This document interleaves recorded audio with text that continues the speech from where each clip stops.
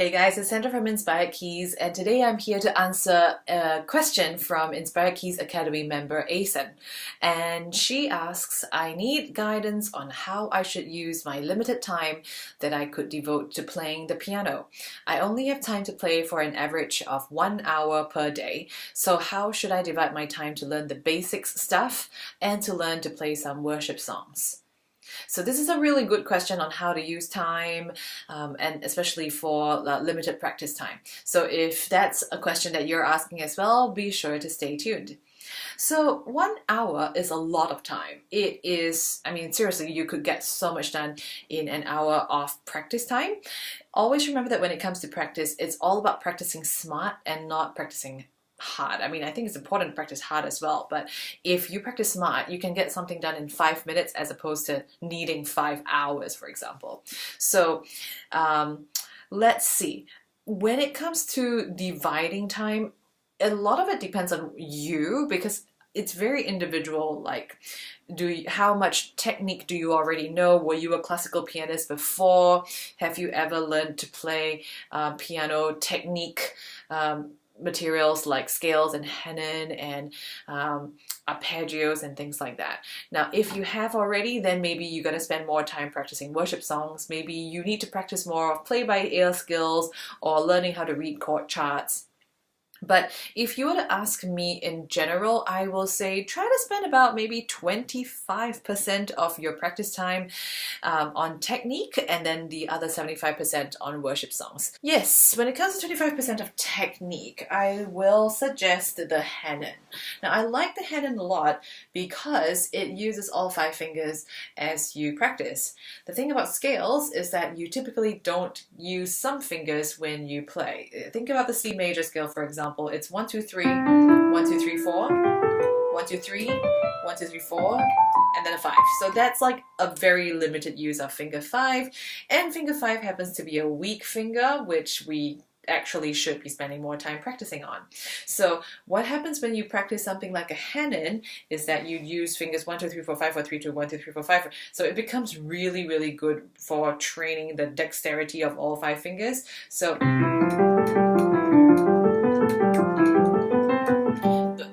both hands are just doing like 1, 2, 3, 4, 5, 4, 3, 2, 1. So yeah, I would definitely recommend the Hanon. If you have the Hanon book, try the various different variants, but otherwise just playing this main 1, 2, 3, 4, 5, 4, 3, 2 version is good enough. What you can do to make it more interesting for you, if the C major one gets boring, which of course it does, is to try it in different keys. So you could, for starters, try something in a slightly different key, like an easier key like G major,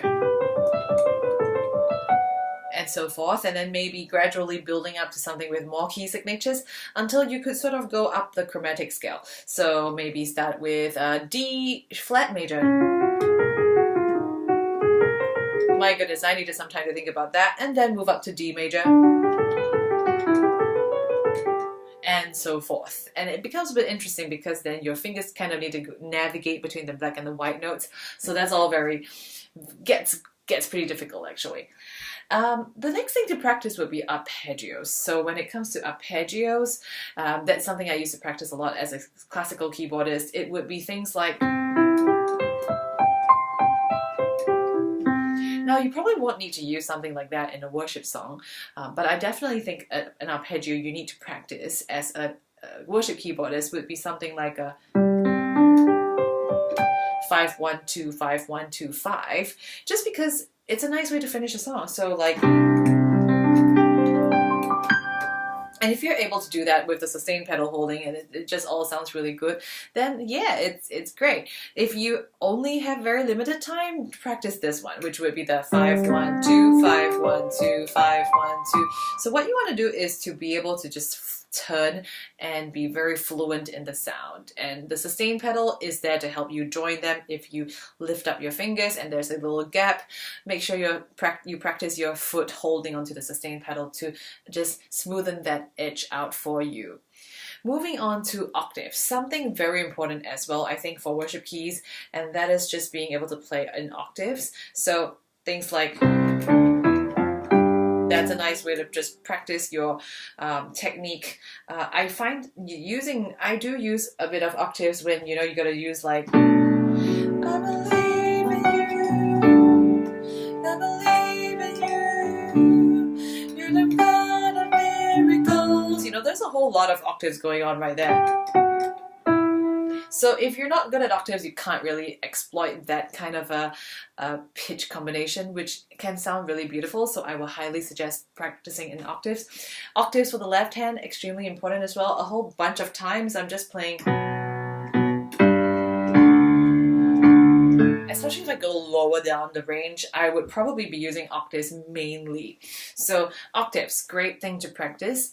And if you want to find out more, I have an entire course where I break down exactly what I do for warm-ups and techniques in the Inspired Keys Academy, so be sure to check that out.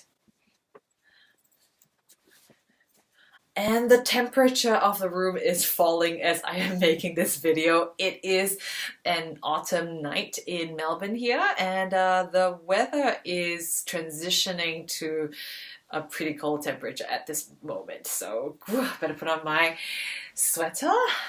Okay, so here we've got the remaining 75% of your practice time, which is where I would suggest you practicing with actual songs or worship songs. So I always recommend slow practice, where you work your way up from a slow tempo up to the actual tempo of a song. So if you really struggle with playing anything at all, usually slowing down will simplify and make it easy. So try and slow down first and then play it at an actual speed. What I also find really fun as you practice actual songs is you can jam together with recordings. So play a song, whatever song it is that you're trying to learn, and just play together with the recording, and you will actually find there's a lot of value doing that, because you might not be so good at flowing into the next chord or just knowing what's next. And so when you have to play with an actual recording, it's like you're jamming together with the band, and then you train yourself to think fast, and you have to land onto the next chord on time and not too early or not too late and stuff like that. So I think there's a lot of value in jamming together with actual recordings. And I also suggest playing a song without the recording in the background, because that means you just train yourself to be very independent. So try, after practicing with the recording, just turn off the recording and just try and play it on your own. And see if you can make sure that your tempo is not like getting faster or getting slower. And that brings me on to the next point, where you could even try to play a song but with a metronome track instead. So just turn on your metronome and make sure that you've got, let's see if I can turn on mine.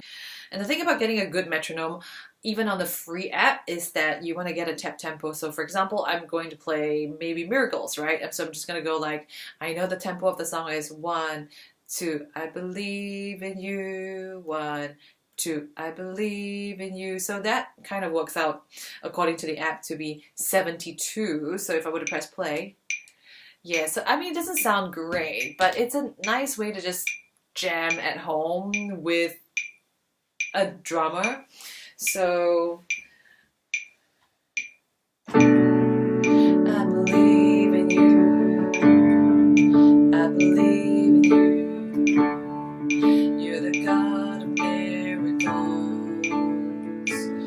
Just having that metronome track guiding me along, I noticed that even my tempo was fluctuating over there. So that's a good way to practice an actual worship song during your practice time, I think. The next way to play is to play by memory and with your eyes off the chord charts, just because if our eyes are looking at something, then we can't really focus on the extras, which are really the next level stuff, whether it's having your eyes looking at the worship leader so you have a sense of where we're going next, or whether it's just having your eyes just free to look around and sense the atmosphere as you're worshiping and serving and ministering on the keyboard. Something else you can try during your practicing of actual worship songs is to try and practice playing free worship. And that would be like just maybe picking a favorite chord progression and just trying to flow with the Holy Spirit. So maybe if I were practicing the song of Miracles, and a very repeating chord progression would be something like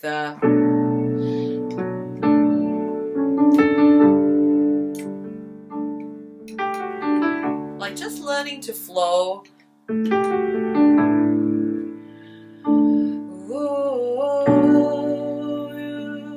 the God of miracles. You're the God of miracles. I worship you. You're the God of miracles. You're the God of miracles. You're the God of miracles. Whoa. You know, just learning to let go and hear a song, or just make a sound and see what comes out of it. And of course, this requires practice as well, but practicing in your private worship moments is a great and safe place to even just build your skill and grow intimate with Jesus. So I hope all of the above points was helpful if you need some ideas on how to practice in your very limited practice time. I think we're all really busy people, and I wouldn't be very proud of you necessarily if you have 5 hours to practice, because that might mean we don't end up using time wisely, or be stretching ourselves to be as efficient as we can be. So I would definitely think that if you even have, I think, say 10 minutes of practice time every day, I think that goes a long way, because I really believe in 10 minutes of very, very focused practice where you sort of come to your keyboard and you think very clearly, what's my goal? You can achieve it in 10 minutes. Of course, it's a limited amount of time. If you have 10 goals, you probably need more time. But yeah, see how much time, how much you can get done in a limited amount of time. And I really hope that answers some of your questions if you ask the same question as well.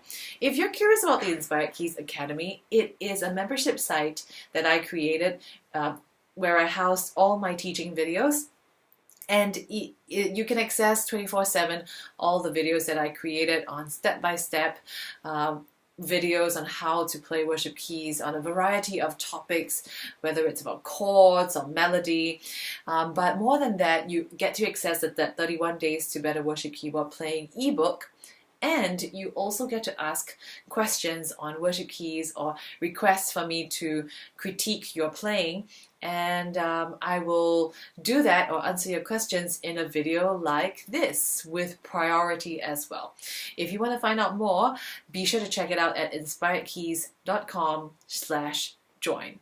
Thanks so much for watching, and I'll see you in the next video. Bye!